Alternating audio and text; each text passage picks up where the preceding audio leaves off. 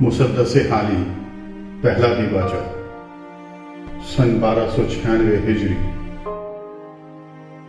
بسم اللہ الرحمن الرحیم۔ حامداً و مصلیاً۔ بلبل کی چمن میں ہم زبانی چھوڑی، بزم شعراء میں شعر خوانی چھوڑی۔ جب سے دل زندہ تو نے ہم کو چھوڑا، ہم نے بھی تیری رام کہانی چھوڑی۔ بچپن کا زمانہ جو کہ حقیقت میں دنیا کی بادشاہت کا زمانہ ہے، ایک ایسے دلچسپ اور پرفضا میدان میں گزرا جو کلفت کی غبار سے بالکل پاک تھا۔ نہ وہاں ریت کے ٹیلے تھے، نہ خالدار جھاڑیاں تھیں، نہ آندھیوں کے طوفان تھے، نہ باد سموم کی لپٹ تھی۔ جب اس میدان سے کھیلتے کودتے آگے بڑھے تو ایک اور صحرا اس سے بھی زیادہ دل فریب نظر آیا، جس کے دیکھتے ہی ہزاروں ولولے اور لاکھوں امنگیں خود بخود دل میں پیدا ہو گئیں۔ مگر یہ صحرا جس قدر نشاط انگیز تھا، اسی قدر وحشت خیز تھا۔ اس کی سرسبز جھاڑیوں میں ہولناک درندے چھپے ہوئے تھے، اور اس کے خوشنما پوروں پر سانپ اور بچھو لپٹے ہوئے تھے۔ جو ہی اس کی حد میں قدم رکھا، ہر گوشے سے شیر و پلنگ اور مار و قصدم نکل آئے۔ باغ جوانی کی بہار اگرچہ قابل دید تھی، مگر دنیا کی مکروہات سے دم لینے کی فرصت نہ ملی۔ نہ خود آرائی کا خیال آیا، نہ عشق و جوانی کی ہوا لگی، نہ وصل کی لذت اٹھائی، نہ فراق کا مزہ چکھا۔ پنہاں تھا دام سخت قریب آشیانے کے، اڑنے نہ پائے تھے کہ گرفتار ہم ہوئے۔ پنہاں تھا دام سخت قریب آشیانے کے، اڑنے نہ پائے تھے کہ گرفتار ہم ہوئے۔ البتہ شاعری کی بدولت چند روز جھوٹا عاشق بننا پڑا۔ ایک خیالی معشوق کی چاہ میں برسوں دشت جنوں کی وہ خاک اڑائی کہ قیس و فرحات کو گد کر دیا۔ کبھی نالائے نیم شہی سے ربائی مسکوں کو ہلا ڈالا، کبھی چشم دریا بار سے تمام عالم کو ڈبو دیا۔ آہ فغاں کے شور سے قریبیوں کے کان بہرے ہو گئے۔ شکایتوں کی بوچھار سے زمانہ چیخ اٹھا، تانوں کی بھرمار سے آسمان چھلی ہو گیا۔ جب رش کا تلاطم ہوا تو ساری خدائی کو رقیب سمجھا، یہاں تک کہ اپنے آپ سے بدگمان ہو گئے۔ جب شوق کا دریا عمدہ تو کشش دل سے جذب مقناطیسی اور قوت قہر بائی کا کام لیا۔ بارہا طے کو ابرو سے شہید ہوئے اور بارہا ایک ٹھوکر سے جی اٹھے۔ گویا زندگی ایک پیرہن تھا کہ جب چاہا اتار لیا اور جب چاہا پہن لیا۔ میدان قیامت میں اکثر گزر ہوا، بہشت و دوزخ کی اکثر سیر کی۔ بعد نوشی پر آئے تو خم کے خم اٹھا لیے اور پھر بھی سیر نہ ہوئی۔ کبھی خانہ خمار کی چھت پر جو بسائی کی، کبھی مہ فروشی کے در پر گدائی کی۔ کفر سے مانوس رہے، ایمان سے بیزار رہے، پیر مغاں کے ہاتھ پر بیعت کی۔ برہمنوں کے چیلے بنے، بت پوجے، زنار بنا، کشکا لگایا، زاہدوں پر پھپتیاں کی، واعظوں کا خاکہ اڑایا۔ دیر اور بت خانے کی تعظیم کی، کعبے اور مسجد کی توہین کی، خدا سے شوخیاں کی، نبیوں سے گستاخیاں کی۔ اعجاز مسیحی کو ایک کھیل جانا، حسن یوسفی کو ایک تماشا سمجھا۔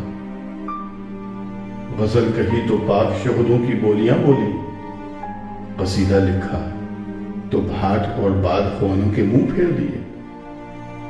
ہر مشت خاک میں اکسیر اعظم کے خواص بتلائے، ہر چوب خشک میں عصائے موسوی کے کرشمے دکھائے، ہر نمرود وقت کو ابراہیم خلیل سے جا ملایا، ہر فرعون بے سامان کو قادر مطلق سے جا بڑھایا، جس کے مداح بنے اسے ایسا بانس پر چڑھایا کہ خود ممدوح کو اپنی تعریف میں کچھ مزہ نہ آیا، غرض نامہ اعمال ایسا سیاہ کیا کہ کہیں سفیدی باقی نہ چھوڑے۔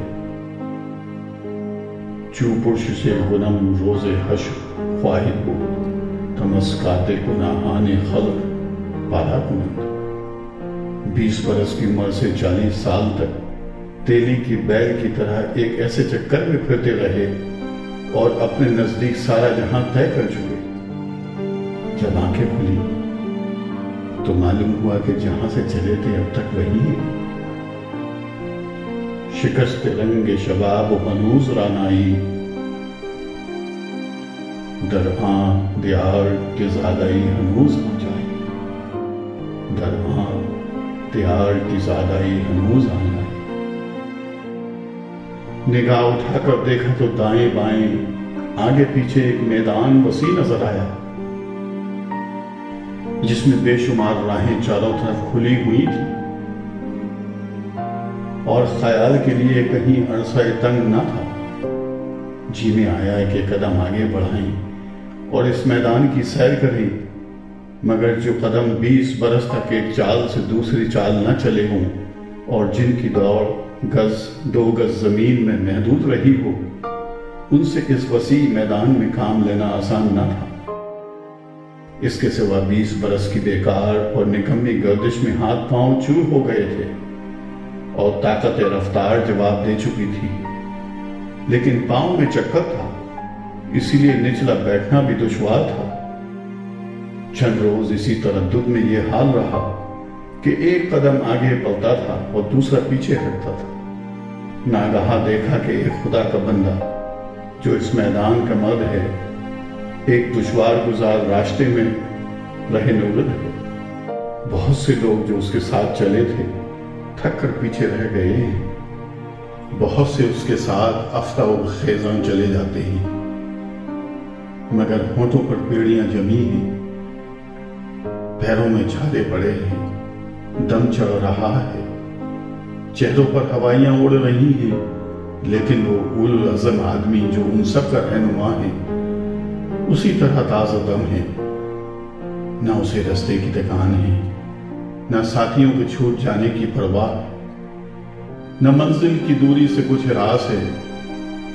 اس کے چتون میں غضب کا جادو بھرا ہے کہ جس کی طرف آنکھ اٹھا کر دیکھتا ہے وہ آنکھیں بند کر کے اس کے ساتھ ہو لیتا ہے۔ اس کی ایک نگاہ ادھر بھی پڑی اور اپنا کام کر گئی۔ 20 برس کے تھکے ہارے خستہ و کوفتہ اسی دشوار گزار راستے پر پڑ لیے۔ نہ یہ خبر ہے کہ کہاں جاتے ہیں، نہ یہ معلوم ہے کہ کیوں جاتے ہیں۔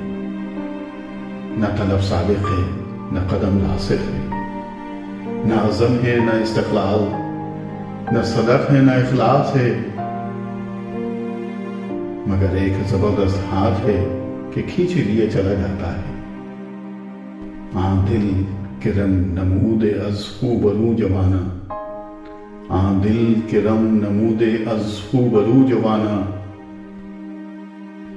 دیری نئے سال پیرے بردش بیک نگاہ۔ زمانے کا نیا ٹھاٹ دیکھ کر پرانی شاعری سے دل سیر ہو گیا تھا اور جھوٹے ڈھکوسلے باندھنے سے شرم آنے لگی تھی۔ نہ یاروں کی ابھاری سے دل پلتا تھا، نہ ساتھیوں کی ریس سے کچھ جوش آتا تھا، مگر ایک ناسور کا منہ بند کرنا تھا جو کسی نہ کسی راہ سے تراوش کے بغیر نہیں رہ سکتا۔ اسی لیے بخارات درونی جن کے رکنے سے دھم گھٹا جاتا تھا، دل و دماغ میں تلاطم کر رہے تھے اور کوئی رکھنا ڈھونڈتے تھے۔ قوم کے ایک سچے خیر خواہ نے، جو اپنی قوم کے سوا تمام ملک میں اسی نام سے پکارا جاتا ہے، اور جس طرح خود اپنے پرزور ہاتھ اور قوی بازو سے بھائیوں کی خدمت کر رہا ہے، اسی طرح ہر اپائج اور نکمے کو اس کام میں لگانا چاہتا ہے۔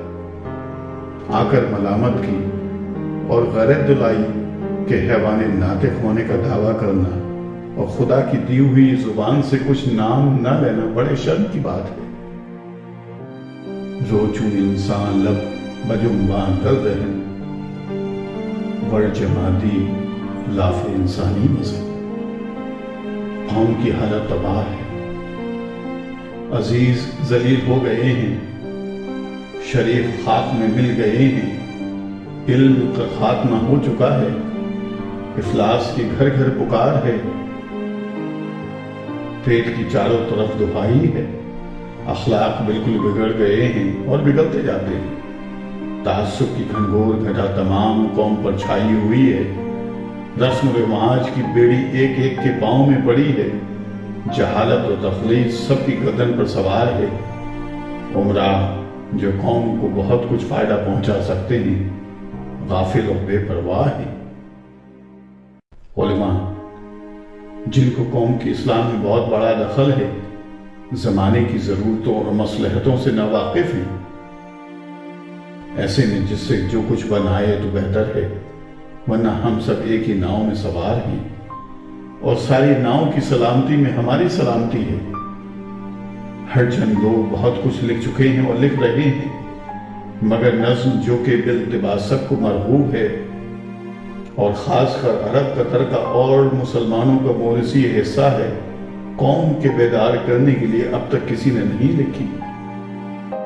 اگرچہ ظاہر ہے کہ اور تدبیروں سے کیا ہوا جو اس تدبیر سے ہوگا، مگر ایسی تنگ حالتوں میں انسان کے دل پر ہمیشہ دو طرح کے خیال گزرتے ہیں، ایک یہ کہ ہم کچھ نہیں کر سکتے، دوسرے یہ کہ ہم کو کچھ کرنا چاہیے۔ پہلے خیال کا نتیجہ یہ ہوا کہ کچھ نہ ہوا، اور دوسرے خیال سے دنیا میں بڑے بڑے عجائبات ظاہر ہوئے۔ در فیض صد منشی از کشائش نا امید جاں، برنگ دانا از ہر کفر می روید خلیدی جاں۔ ہر چند اس حکم کی بجا آوری مشکل تھی اور خدمت کا بوجھ اٹھانا دشوار تھا، مگر ناسے کی جادو بھری تقریر جی میں گھر کر گئی، دل سے ہی نکلی تھی دل میں جا کر ٹھہری۔ برسوں کی بجھی ہوئی طبیعت میں ایک ولولہ پیدا ہوا اور باسی کڑی میں بھی ایک ابال آیا۔ افسودہ دل، بوسیدہ دماغ جو امراض کے متواتر حملوں سے کسی کام کے نہ رہے تھے، انہی سے کام لینا شروع کیا اور ایک مسدس کی بنیاد ڈالی۔ دنیا کے مکروہات سے فرصت بہت کم ملی اور بیماریوں کے ہجوم سے اطمینان کبھی نصیب نہ ہوا، مگر ہر حال میں یہ دھن لگی رہی۔ بارے الحمدللہ کے بہت دقتوں کے بعد ایک ٹوٹی پھوٹی نظم اس عاجز بندے کی بساط کے موافق تیار ہو گئی اور ناصح مشفق سے شرمندہ نہ ہونا پڑا۔ صرف ایک امید کے سہارے پر یہ راہ دور دراز طے کی گئی ہے، ورنہ منزل کا نشان نہ اب تک ملا ہے اور نہ آئندہ ملنے کی توقع ہے۔ خبرم نیست کہ منزل گئی مقصود کا جاست، این قدر ہست کے بانگے جڑ سے بھی آئند۔